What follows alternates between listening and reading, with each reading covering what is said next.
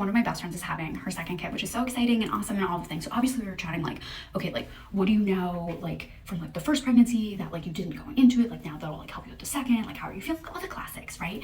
And she was saying, she was like, well, one of the things that like I really wish I had had, and like obviously with this one like also feels the same, is I wish that you could get like a handicap parking pass. She was like, in that last trimester you are waddling about, you are so out of breath, like you just wish you were a little bit closer in to like the grocery store. I'm like, makes total sense, especially like when you think about it, like you can literally be put on bed rest and a whole array of other things like when you're pregnant, right? So like why wouldn't you have access to a handicap pass? You know what I'm saying? So I decided to do like a little bit of digging research. It's like maybe this does exist and we just like aren't aware, because there's so many of those things in like the gov realm where like they do exist but like you just don't know. So I did a search in the context of New York State. There's like a list essentially of quote unquote like disabilities, like what they qualify as like a disability that allows you to get a handicap pass. Pregnancy is not on that list. Now, then I was like, I wonder if there's no way this is the first time this idea has popped to mind. I wonder if anyone's trying to run a bill.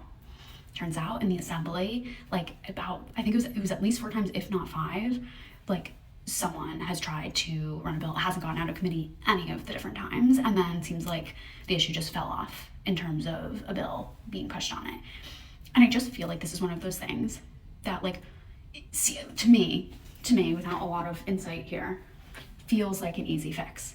Like, why can't we give pregnant women temporary handicap parking passes, given that pregnancy is a medical, is condition the right word?